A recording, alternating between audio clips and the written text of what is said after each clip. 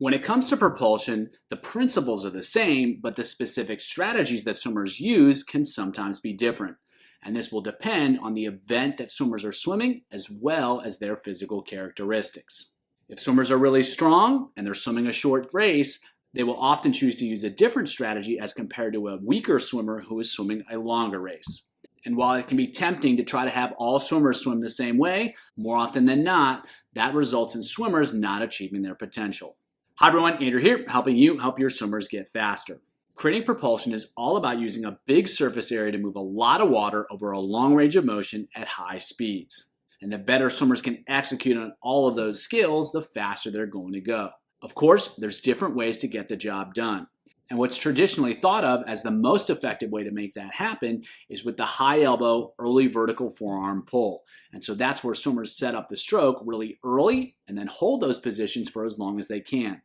However, with some bigger and stronger athletes swimming over shorter distances, you'll often see that they try to take advantage of the second half of the stroke and create as much propulsion in that portion as possible. As a result, they're not quite as effective with setting up the stroke, but they get a lot deeper and they hold a whole lot more water through the back half of the stroke.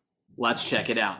So we'll start here with the traditional high elbow, early vertical forearm pull. And so you can see he's really good there. He's got everything set up early. He's going to hold that position through the back half of the stroke. What I want you to pay attention to is his elbow stays relatively high, relatively close to the surface of the water throughout the whole stroke. So he's not going very deep. He's setting up early, he's holding that position, and he's staying relatively shallow with the pull. Obviously, it's going to be a really effective strategy. It's one that works for a lot of swimmers, but in some cases, there are other options in order to create a ton of propulsion.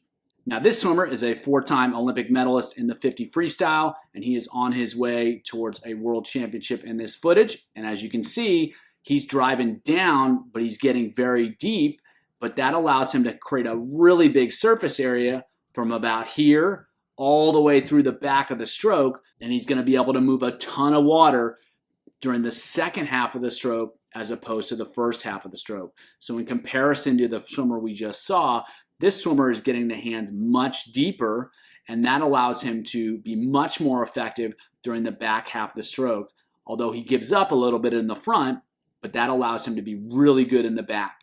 And it allows him to maintain a higher stroke rate while he's doing that.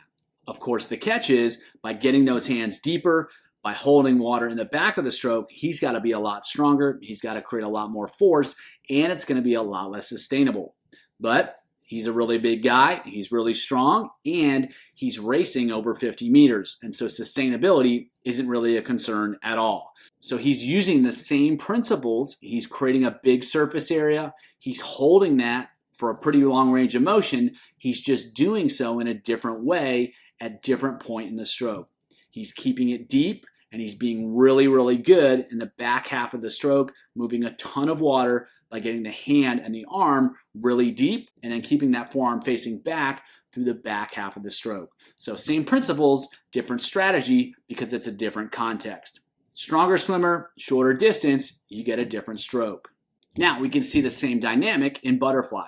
And so this is a 200 butterflyer, and you can see her elbows are really bent. She's keeping her elbows relatively high to the surface. She's not getting super deep. And so she's got a much more early vertical forearm type stroke. With here, she's setting it up early in the stroke. She's holding that position through the back of the stroke, and she's not getting particularly deep with the stroke. It allows her to move a lot of water. It allows her to set up early in the stroke and move water for a pretty good range of motion. It's just not nearly as deep as we saw like in the freestyler previously. And of course, she's swimming over 200 meters and she's not quite as strong, so she needs to be able to sustain that.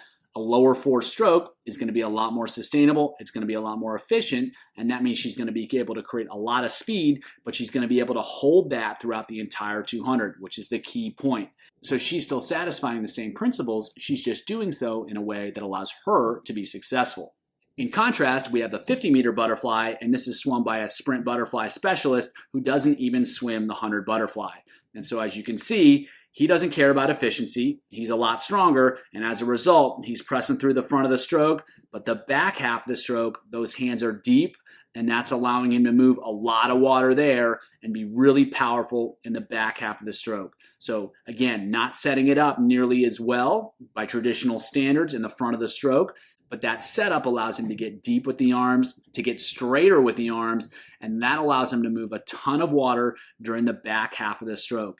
It is not sustainable. It requires a lot more strength, but in the short term, it can create a lot of speed. And so it's a really effective tool for a certain type of swimmer in a certain type of situation, and that can allow him to create the speed that he needs in order to be successful in his event. You can see right there, he's getting it deep, and he's using a lot of surface area in the back of the stroke to create a lot of speed. Again, we'll see the same dynamic here in breaststroke. So this athlete, she's going to get her elbows up. She's going to get the hands facing backwards and the forearms facing backwards. You can see the elbows are right at the surface of the water. And so she has a very shallow pull, which is going to be more sustainable. It's going to require less force, and that's going to allow her to be successful. And this athlete's been successful over 100 and 200 meters. And so she's got to use a strategy that allows her to do that. Keeping the elbows up a little bit higher, the pull a little bit shallower, means she can still create a really great surface area, still get a good range of motion, but it doesn't require quite as much force. And that's going to allow her to create speed, and it's going to allow her to hold that speed throughout the entirety of her races. Same principles, but using a different pull, a little bit shallower pull that doesn't require quite as much force, but that allows her to maintain a high rate, and it allows her to maintain her skills and maintain her pull throughout the entire distance. So if we watch this swimmer, he only has raced over 100 meters, and he's also a lot stronger, and he's going to use a straighter, deeper pull.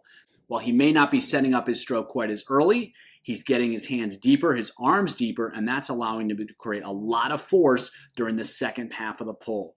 And so again, a shorter distance, a stronger swimmer, he's going to use a strategy that allows him to take advantage of the situation and create a ton of propulsion based upon his specific context. A deeper, straighter pull can create a lot of propulsion. It's just not as sustainable, and it requires more force. But if swimmers aren't racing over longer distances and they have the strength, it can be a really effective strategy in order to create speed. So when swimmers are using these strategies, they're not making mistakes. They're taking advantage of opportunities. If you want to learn more about how swimmers create propulsion in all strokes, check out the video above.